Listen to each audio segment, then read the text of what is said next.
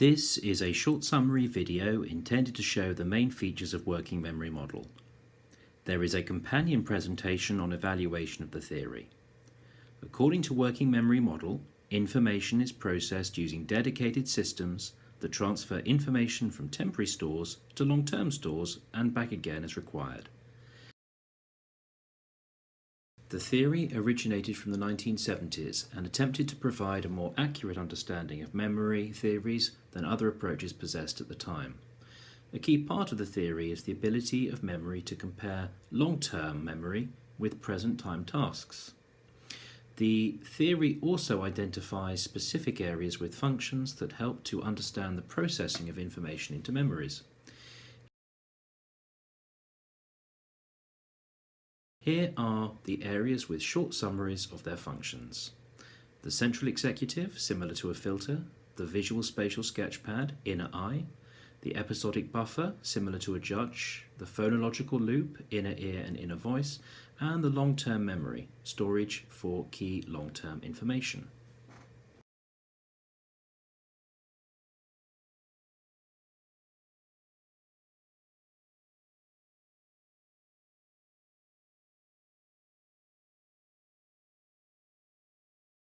According to the creators of the theory, Baddeley and Hitch, some kind of decision-making area is required within processing that focuses attention on specific types of input.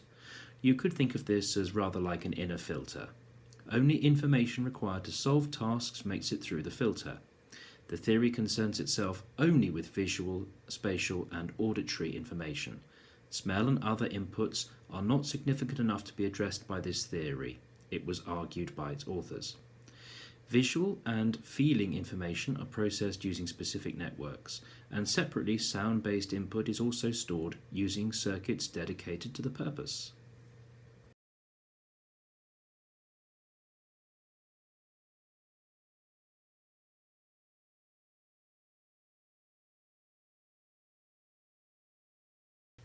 Let's look at the visual system. The visual spatial sketchpad, inner eye, processes visual information and information connected with feelings or distances. If you mentally imagine a playing card, you are using your sketchpad to imagine it. You may see, mentally, images of objects such as hearts that use long-term information to imagine a present-time object such as this card. Separately, there are the auditory systems.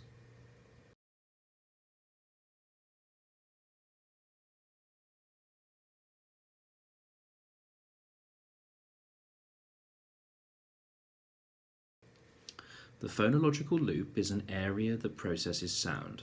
There are two sub-areas, the articulatory control system, inner voice, and the phonological store, the inner ear. Suppose someone says a telephone number to you. As you hear the number, the phonological store decodes the information into the numbers. The inner voice puts information into a linguistic form, so you hear the numbers again as you repeat them, trying to remember it. If you say a telephone number in your head to try to remember it, you are using the articulatory control system.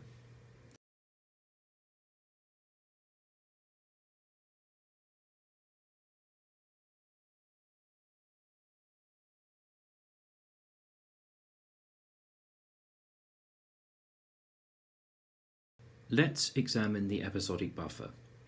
In 2000, Baddeley and Hitch revisited the experimental evidence and concluded that a new area was justified, namely the episodic buffer. This area, it is claimed, allows mental processes to associate connected information together. If information in a film screen is rightly linked together, the episodic buffer will associate it together. Imagine, for example, a film scene with pictures linked with a sound and also with dialogue. If a phone rings, you will usually realize that the phone is not part of the film and you will answer the call. This is possible through the episodic buffer, which links together associated information but judges which information is not connected to what you see and hear. It links the information together.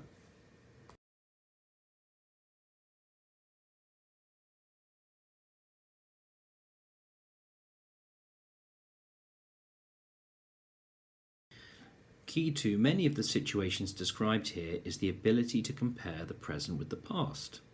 This is possible through the long-term memory.